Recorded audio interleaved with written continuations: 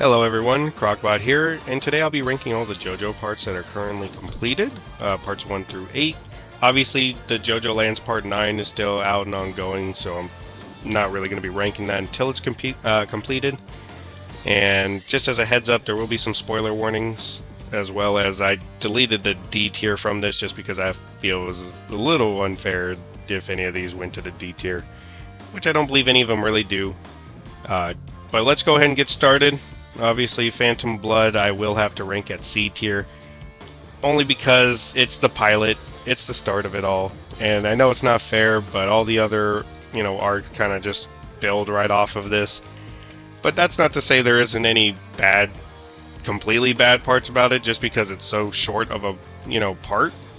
Obviously, the best thing about this arc is going to be Dio himself.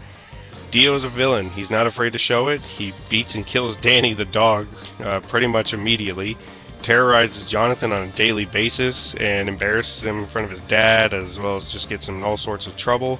He steals Jonathan's his girlfriend's first kiss, as well as he eventually just ends up killing his dad. But first he tried to poison him, so that when he died he'd gain the inheritance, but then, little Mask kind of got in the way of all that. And then he becomes Discount Dracula. I mean, a fun Discount Dracula. He's not like great value. He's definitely Kroger at the very least. But yeah, either way, you guys kind of assume, you get my point, I'll just move on to the other characters like Zeppeli, who's a great starting teacher who definitely teaches, JoJo and his hero's journey that he's on. He's a great character, and he's got great energy. As well as Speedwagon, obviously being the first JoBro to grace the screen. Same thing, great energy, and well, he's responsible for the whole Speedwagon Foundation after this, so can't hate him. Now, Jonathan's kind of a controversial one. You can kind of see him as one or two characters. You can see him as completely boring until he's about halfway through, or just, a coward or whatever it is, at this beginning.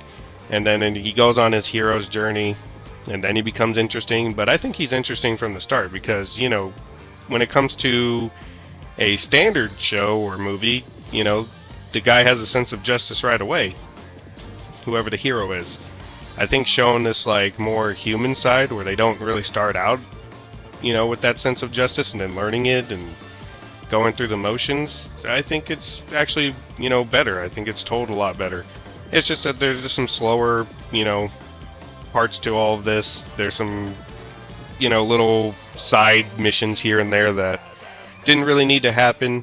But again, the part is very short, so it doesn't overstay its welcome.